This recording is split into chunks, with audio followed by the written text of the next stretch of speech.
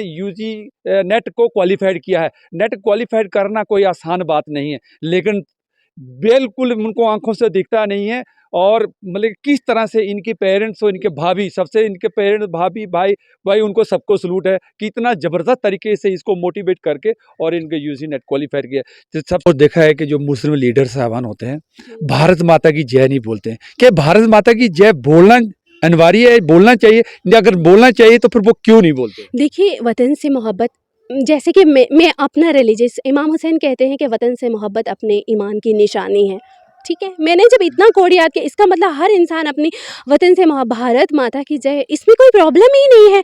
और मुझे लगता है कितने सारे हिंदू लोग होंगे जिनको वंदे मातरम, सुजलाम सुफलाम अलैया जशी तलाम सच्चे श्यामलाम मातरम। ये एनसी और पीडीपी, ये लोग टेररिस्ट सपोर्टर क्यों है? और आप टेररिस्ट को क्या मैसेज देना चाहेंगे? जो या क्या टेररिस्ट ये मांग आज़ादी की सही मांग रहे हैं कि गलत मांग रहे हैं? आप बताओ। देखिए, टेरर, ये टफ सवाल है। आपको सवाल का जो सही जवाब दिया, डिप्लोमेटिक तरीके से ना दीजिए जवाब प्लीज। टेरर का मीनिंग क्या होता है? इंग्लिश में देखें दहशत, हिंदी में है ना खौफ फैलाना, उर्दू में, हिंदी में मुझे नहीं शब्द याद आ रहा। तो टेरर, जो इंसान भी टेरर फैलाएगा, दहशतगर्द तो वो है ना। अगर मुसलमान हिंदू को मार रहा है, मुसलमान टेररिस्ट, हिंदू मुसलमान को मारा है तो हिंदू टेररिस्ट है। कुछ चंद एक एंटी नेशनल लोग हैं जो आज़ादी मांगते हैं जम्मू कश्मीर के अंदर। क्या ये आज़ादी सही मांग रहे हैं कि गलत है कि क्या है? नहीं, मैं तो मुझे अपने हिंदुस्तान से मोहब्बत है। मैं अपने हिंदुस्तान में, हाँ, हमारे हिंदुस्तान में कुछ एक्टिविटीज़ ऐसी होती है जिससे लोग निराश होते हैं, नाराज़ होते हैं। उनको चेंज करने की ज़रूरत है, ना कि मैं तो नेशनलिज़्म, मैं तो अपना देश के प्रति अपना प्यार, हम सबको मिलके रहना है। कहेंगे कि क्या पहाड़ी एक्सप्रेस को फॉलो करना चाहिए कि नहीं करना चाहिए? यूट्यूब को सब्सक्राइब करना चाहिए कि नहीं करना चाहिए? जी हाँ, मैं पहाड़ी एक्सप्रेस की बहुत शुक्रगुज़ार हूँ। आप रियासी से यहाँ चल के आए, आपके पास इतनी इक्विपमेंट्स नहीं हैं, इतने मॉडर्न इक्विपमेंट्स नहीं हैं। आपको थोड़ा-सा और अपग्रेड किया जाए और पावरफुल बनाया जाए तो आप ग्राउंड लेवल की जो ग्राउंड लेवल पे लोगों की परेशानियाँ हैं, जो उनकी कंडीशंस हैं, आप उनको सरकार तक पहुँचाने का काम तो आप ही के माध्यम से होता है। ये एक ऐसा माध्यम है जिसकी वजह से एक आम इंसान की आवाज़ सरकार तक पहुँचती है ना, कि और मुश्किल हो जाए। जैसे मैं कह रही हूँ, मुझे खुद नहीं पता था व्हाट इज़ नेट, क्या होता है, फुल फॉर्म ऑफ नेट मैं नहीं जानती थी। मैंने भी फर्स्ट टाइम में क्लियर किया है, पहली बार में। लेकिन मैं जानती नहीं थी कि इसका फुल फॉर्म क्या है। अगर दूर मंजिल तो क्या, रास्ता भी है मुश्किल तो क्या, ला ला ला ला ला ला ला ला ला ला ला ला ला है, आग जलाना पड़ेगा, जिंदगी प्यार का गीत है, इसे हर दिल को गाना पड़े। तो अगर हिंदू को कह रहे हैं आपको माथे पे तिलक नहीं लगाना है, आप रिलीजन में दखल अंदाजी नहीं कर सकते। ये हमारा आर्टिकल हमसे कहता है कि राइट टू रिलीजन है, राइट टू वर्शिप है। और जो हमारा पहाड़ी एक्सप्रेस में तमाम दर्शकों का हार्दिक अभिनंदन है, और जो दर्शक हमारे नहीं भी होते हैं उनका भी हम हार्दिक अभिनंदन करते हैं। इस वक्त हमारी टीम रामबन चंद्रकोट के अंदर खड़ी है, और यहाँ पे नुसरत बानो जी के, मैं कहता हूँ कि इनको सबसे पहले सलूट है, क्योंकि इन्होंने कुछ ही 1 महीने पहले इन्होंने यूजी नेट को क्वालिफाइड किया है। नेट क्वालिफाइड करना कोई आसान बात नहीं है, लेकिन बिल्कुल उनको आंखों से दिखता नहीं है। और मतलब किस तरह से इनके पेरेंट्स और इनके भाभी, सबसे इनके पेरेंट्स, भाभी, भाई उनको सबको सलूट है कि इतना ज़बरदस्त तरीके से इसको मोटिवेट करके और इनके यूजी नेट क्वालिफाइड किया। तो सबसे पहले नसीर जी, आपका हार्दिक अभिनंदन है पहाड़ी एक्सप्रेस न्यूज़ के अंदर। जी, मैं भी आपकी बेहद शुक्रगुज़ार हूँ, आपने ज़हमत उठाई और यहाँ पे आप आए इतने दूर से, रियासी से, डिस्ट्रिक्ट रामबन में। जी। देखिए, आपने जो टेस्ट क्वालिफाइड कर दिया है, इसके लिए अब नेक्स्ट सरकार से आप क्या कहना चाहेंगे? सरकार से मैं ये कहना चाहूँगी कि जो हमारा पीएच कोटा है, फिर ये माज़ूर लोगों, फिज़िकली हैंडीकैप्ड का, क्योंकि हमें अगर 5 दिया जाए तो हमें 5 फुली तौर पे रिज़र्व, ताकि हम अपने मैदान में मुकाबला कर पाएँ और जो इतना पढ़ाई की है, हमारी पढ़ाई ज़ाया ना होने पाए, क्योंकि नॉर्मल बच्चा तो रीज़निंग और मैथमेटिक्स वो निकाल लेगा, लेकिन हम उसको सॉल्व नहीं कर पाएँगे। ये हुँ। सरकार को कहीं न कहीं देखना चाहिए कि उसके लिए उन लोगों को अलग बच्चों को अलग से टॉपिक्स देने चाहिए जो थ्योरी बेस्ड हों। तो रीज़निंग और मैथमेटिक्स कहीं न कहीं हमारी उसको क्रैक करने में कहीं न कहीं बाधा बनने का काम करता है। जी। ये देखो, हमारा अभी जे एंड के मतलब कि स्टेट को तोड़ दिया गया है, अभी यूटी बना दिया गया है। जब भी टेस्ट होते हैं बड़े-बड़े के लिए नेशनल लेवल चले जाते हैं। तो अगर अब नेशनल लेवल टेस्ट चले जाएँगे तो क्या आप उसको क्रैक कर पाओगे? देखिए ये एक मिथ है। चलो आप तो यूटी नेट क्वालिफाइड हो, तो लेकिन जो हमारे जो पहाड़ के बच्चे हैं, हुँ। क्या वो इस तरह से टेस्ट क्वालिफाइड कर सकते हैं क्या? जी हाँ, यहाँ तो सरकार को थोड़ा बहुत सोचना चाहिए, लेकिन देखो ये एक मिथ है कि जहाँ अगर चीज़ें जितनी दुश्वार होती हैं, अगर हमारा इसलिए इस वक़्त स्टेट में हमारे हालात थोड़े दुश्वार हैं, लेकिन यकीन मानिए ये हमें और भी मज़बूत कर रहा है। हुँ, हुँ। जितनी चीज़ें दुश्वार होती हैं, हुँ, हुँ। इंसान उतना ही मज़बूत हो, जितनी सहूलतें मिलती हैं, हुँ, इंसान की वो कमज़ोरी का बायस बनती है, वो हुँ, कमज़ोर होता जाता है। हुँ, तो इसलिए कि जो हमारा बच्चा है, जो यहाँ का ग्रेजुएट है, तो वो जब सिटी में जाता है वो 10वीं के बराबर होता है। क्यों होता है? इसका मतलब कि कहीं न कहीं उसको वो चीज़ें, वो मटीरियल्स प्रोवाइड नहीं हो। हाँ, लेकिन ये है कि थैंक टू टेक्नोलॉजी कि इसने हमारी चीज़ों को कहीं न कहीं चीज़ों को आसान किया है। लेकिन फिर भी मैं चाहती हूँ जो एजुकेशन गरीब बच्चे अमीर बच्चा ले रहा है वही एजुकेशन गरीब बच्चा भी ले पाए। एजुकेशन और क्वालिटी ऑफ एजुकेशन में अंतर है, बहुत अंतर है। हमें क्वालिटी ऑफ एजुकेशन मतलब चाहिए। अंतर भी इतना है जी, नज़ीर जी कि इतना अंतर है कि जी, अगर कोई नेशनल लेवल का टेस्ट होगा, जी। हमारे मतलब कि हमारे पहाड़ी बच्चे, ख़ास करके पहाड़ी के जो बच्चे होते जी, हैं, जी, जी। अब देखा गया होगा कि पहाड़ के जो स्कूल टीचर्स हैं, इंफ्रास्ट्रक्चर नहीं है, कुछ नहीं है। वो जो आरएटी स्कीम खोली थी, वो भी सरकार ने बंद कर दी। उसके ऊपर आप क्या कहेंगे? अगर आप कुछ जी हाँ, मैं चाहती हूँ कि अगर आपको तरमीम करनी होती है किसी चीज़ में तो खुशगवार तरमीम कीजिए ताकि जिससे जिससे चीज़ें और आसान हो जाए ना कि और मुश्किल हो जाए। जैसे मैं कह रही हूँ मुझे खुद नहीं पता था व्हाट इज़ नेट? क्या होता है? हुँ, फुल फॉर्म ऑफ नेट मैं हुँ, नहीं जानती थी। हुँ, हुँ, मैंने भी फर्स्ट टाइम ही क्लियर किया है, पहली बार में। लेकिन मैं जानती नहीं थी कि इसका हुँ, फुल फॉर्म क्या होता है। हुँ, ज़ाहिर-सी बात है जब हम गाँव में हमें क्या पता है ये एनटीए कौन है? ये नेट कौन है? हुँ, हुँ। तो जब मैं नहीं जानती हूँ, मैं यहाँ फिर भी मैं थोड़ा-सा रूरल एरिया से ही बिलॉन्ग करती हूँ, लेकिन थोड़ा-सा फिर भी मैं सिटीज़ से थोड़ा-सा टच हूँ। लेकिन इसके बावजूद भी मैं नहीं जानती तो इसका मतलब फिर तो कोई भी नहीं, कोई जो बच्चा बिल्कुल ही बैकवर्ड एरिया से बिलॉन्ग करता है, वो भी तो नहीं जानते कहीं न कहीं।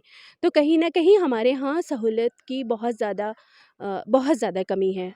और पीएच कोटे की रिज़र्वेशंस के बारे में तो मैं ख़ास तौर से कहना चाहूँगी कि अगे अगर हमें 5% दिया जाता है तो फुली 5%, क्योंकि देखिए जहाँ तक एसटी-एससीज़ को है, इकोनॉमिकली वीकर सेक्शंस को है, ये पहाड़ी अदर बैकवर्ड क्लासेस को है, तो ये तबका भी तो कहीं न कहीं महरूमियत का शिकार है, ये भी माज़ूर तबका है। और इस अगर आप कॉमन सेंस की बात करेंगे तो कहीं न कहीं कि हमें इस पे तबादला ख़्याल करना चाहिए, हमें बैठना चाहिए कि वाक़ई ये बात सही है, इनको एक कोटा स्पेशल कोटा मिलना चाहिए। देखा गया कि अभी आप जब आए थे, राहुल गांधी जी आए थे, अब भारी बड़ी ऊँची-ऊँची आवाज़ से बातचीत वहाँ किया। वो वीडियो देख कर के हम लोग यहाँ आपको 3 दिन लगे आपको ढूँढने के लिए हम लोगों को, नज़ीर बानो जी कहाँ हैं, किस दुनिया में हैं? तो ढूँढते-ढूँढते आखिरकार बड़ी मुश्किल से आप लोग तो उस वक़्त की आवाज़ में इस आज की आवाज़ में क्या फ़र्क है और आप कौन-से पार्टी को बिलॉन्ग करती हो? जी, देखा जाए तो हमें हमें काम होना चाहिए, लोगों के काम होने चाहिए। हमें कोई भी सरकार है उन्हें लोगों तक पहुंचना चाहिए, लोगों की परेशानियों को समझना चाहिए। अब मेरे घर में मेरे पापा कम्युनिस्ट पार्टी को करते हैं, हुँ। तो मुझे पसंद है कांग्रेस पार्टी, लेकिन इसका मतलब ये नहीं है कि हम किसी और पार्टी से नफरत करते हैं, नहीं। हमारे दिलों में नफरत की कोई जगह ही नहीं है। लेकिन ये है कि जहाँ आपके अगर मेरी पार्टी में थोड़ी-सी कमी है तो मैं नाराज़ होंगी अपनी पार्टी से हुँ। कि आप यहाँ पे ठीक है लेकिन आप यहाँ पे ठीक नहीं हैं। तो इसलिए हर इंसान को जो अपनी वो उस पार्टी वक़्त नाराज़ किस विषय में लेके हुई थी आप? बहुत ज़बरदस्त आपने स्पीच दिया था, उसका कोई पॉइंट याद है? जी मैं यही कह रही हूँ कि हमारे जम्मू कश्मीर के जो हालात हैं वो कुछ ज़्यादा अच्छे नहीं हैं, बद से बदतर हैं। हुँ। तो अब ठीक है, सड़कों पे काम हो रहा है।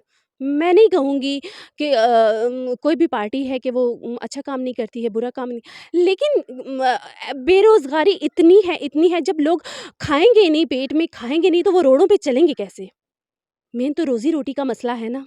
हुँ, कि हम बच्चे के पेट में खाना नहीं जाएगा, वो पढ़ेगा कैसे? हुँ। सारा कुछ तो रोज़गार पे, जब माँ-बाप घर में नौकरियाँ नहीं होंगी तो ये अपनी गाड़ियों पे चढ़ेंगे कैसे? गाड़ियाँ तो खरीदना तो दूर की बात है, ये खाली रोड्स पे क्या करेंगे? तो मेन तो एजुकेशन ही आती है ना, मेन तो बेरोज़गारी है ना, कितने नौजवान बेरोज़गार हैं।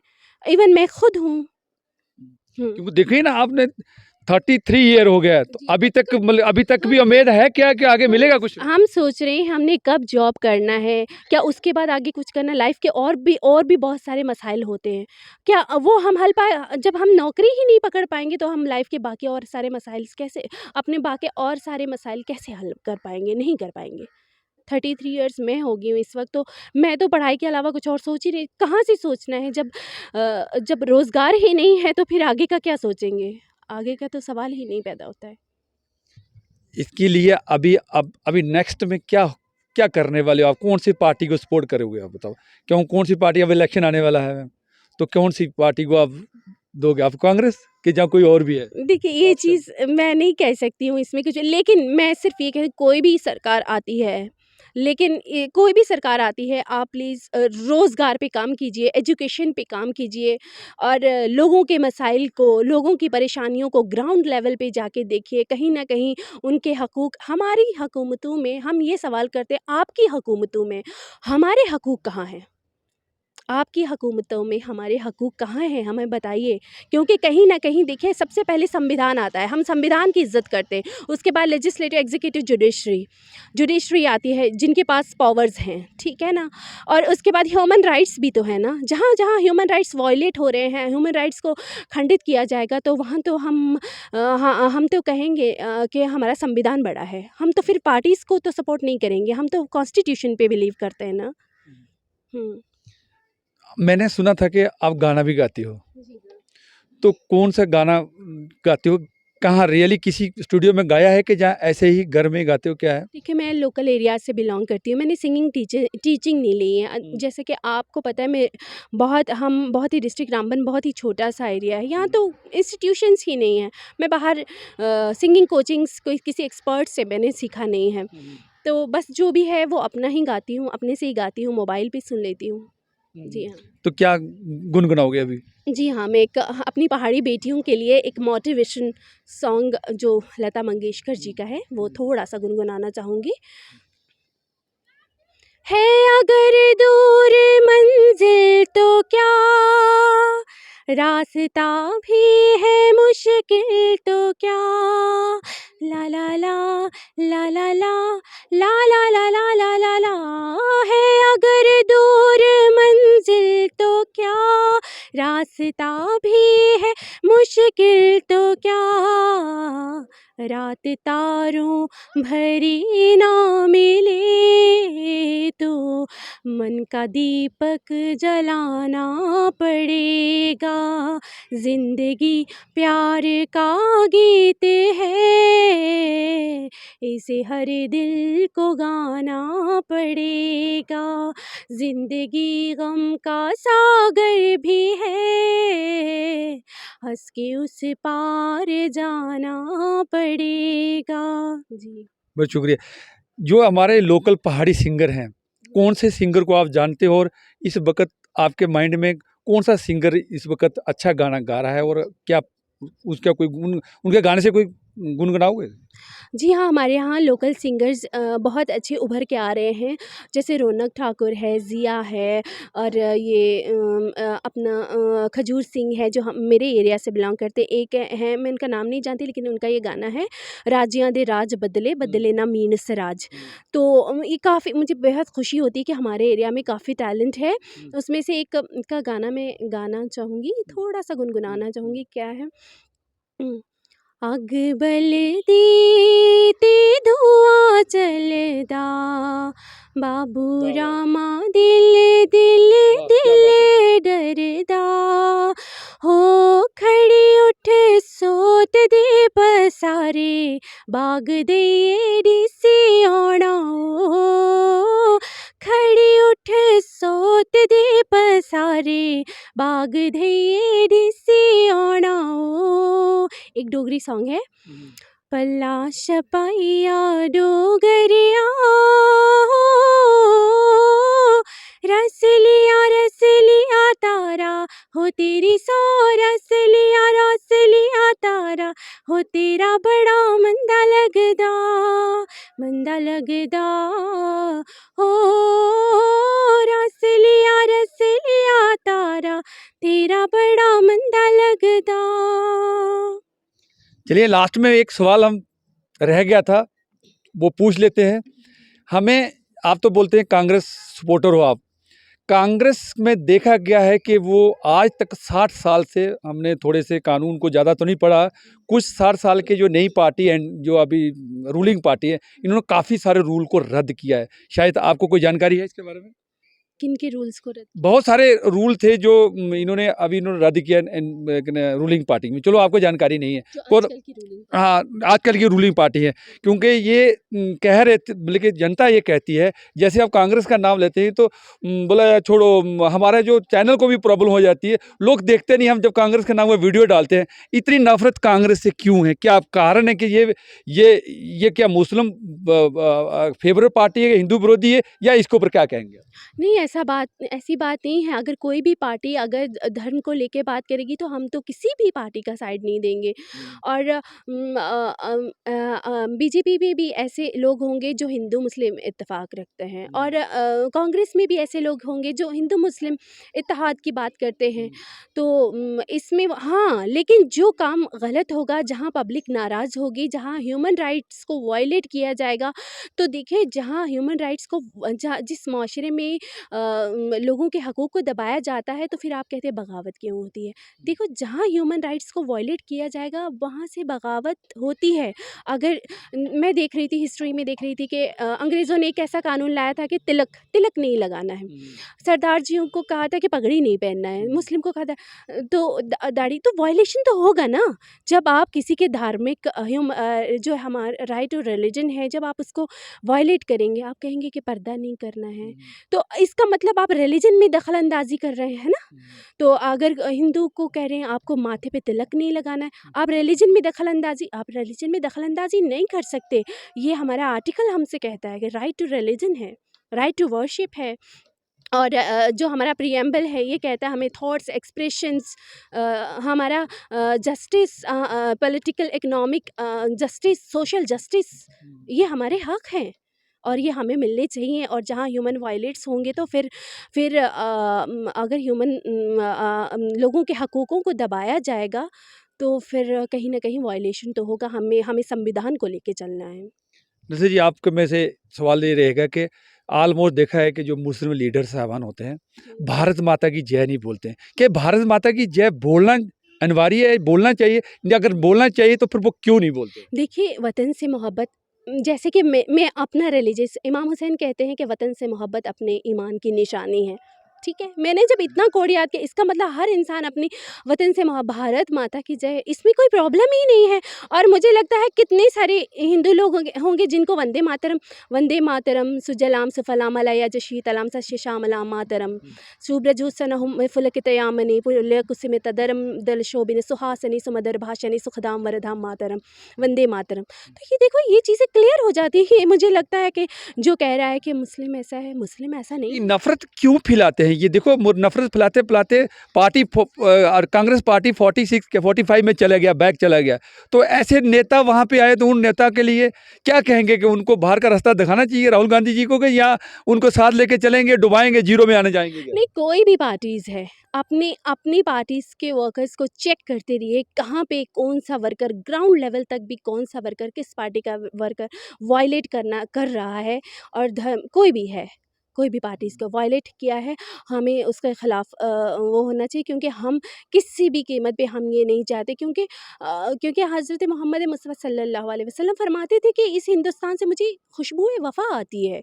तो वो कहते थे कि मुझे मोहब्बत की खुशबू आती है उस वतन से, तो वो क्यों आती थी? वो शायद मुझे लगता है इसलिए आती थी क्योंकि हमारा हिंदू मुस्लिम से ख़िज़ाई इत्तेफ़ाक और इत्तेहाद बाकी है, तो शायद वो कहीं न कहीं वो खुशबुएँ ख़त्म नहीं होनी चाहिए। पार्टीज़ ख़त्म हो जाएँ, लेकिन जो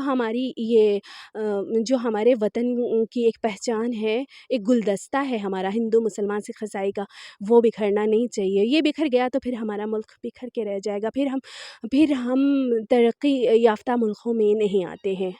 जैसे जी एक टफ सवाल रहेगा, उसको आप जवाब दे पाए कि नहीं दे मुझे नहीं पता।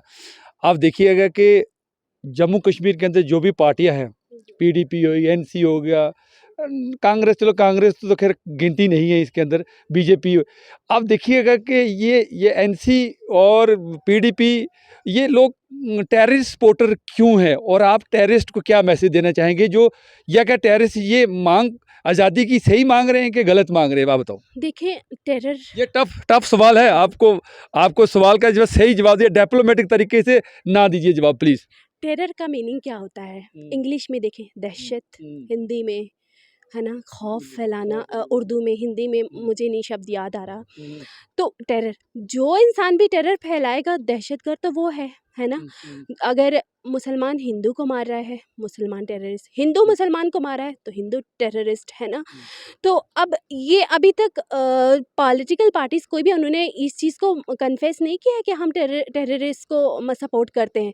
कोई भी इंसान टेरर को सपोर्ट नहीं करेगा, दुनिया का कोई भी इंसान है वो टेरर को, और देखिए, अगर जिस मुल्क में लोग डर रहे हैं ना, तो फिर वो कहीं न कहीं डिक्टेटरशिप, वो फिर वही सपोर्ट टेररिज्म क्यों नहीं कर रहे थे? पहले पत्थरबाज इतने कश्मीर में चल रहे थे, कहाँ से फंडिंग आ रहा था, तो अब बंद हो गया, तो क्यों नहीं चल रहा? सपोर्टर तो हैं, ये जो पॉलिटिकल हैं वही लोग सपोर्ट करते हैं, तभी वो आगे आते हैं, नहीं तो वो चाहेंगे तो एक दिन में ख़त्म कर देंगे, वो तो एक महीने में ख़त्म कर देंगे। हुँ।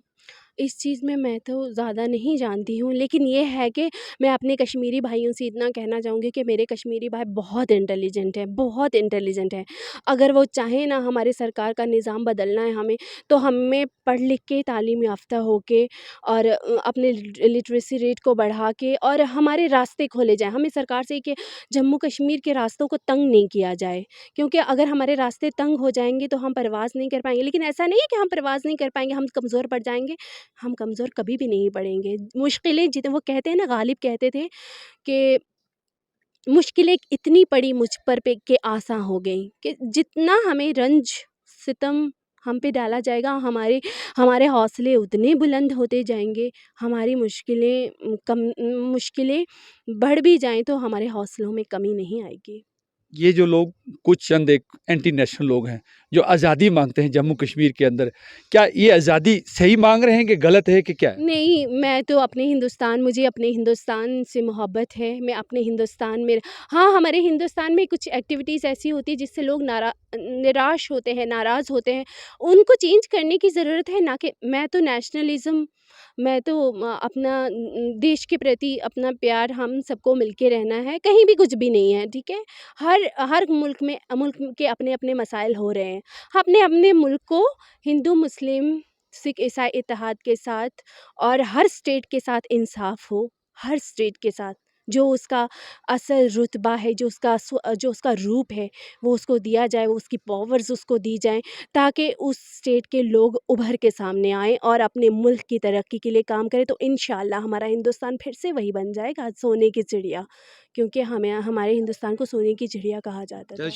शुक्रिया नासिर जी। लास्ट में पहाड़ी एक्सप्रेस न्यूज़ के लिए क्या कहेंगे कि देखो हमारे पास कोई सुविधाएं नहीं है, कोई कुछ नहीं होते, हम चलते चलते ऐसे कार्यक्रम करते हैं, तो आप उन मतलब हमारे जो भी दर्शक देख रहे हैं, जो दर्शक हमारे नहीं भी है, उनके लिए क्या कहेंगे कि क्या पहाड़ी एक्सप्रेस को फॉलो करना चाहिए कि नहीं करना चाहिए, यूट्यूब को सब्सक्राइब करना चाहिए कि नहीं करना चाहिए? जी हाँ, मैं पहाड़ी एक्सप्रेस की बहुत शुक्रगुज़ार हूँ। आप रियासी से यहाँ चल के आए, आपके पास इतनी इक्विपमेंट्स नहीं हैं, इतने मॉडर्न इक्विपमेंट्स नहीं हैं। आपको थोड़ा-सा और अपग्रेड किया जाए और पावरफुल बनाया जाए, तो आप ग्राउंड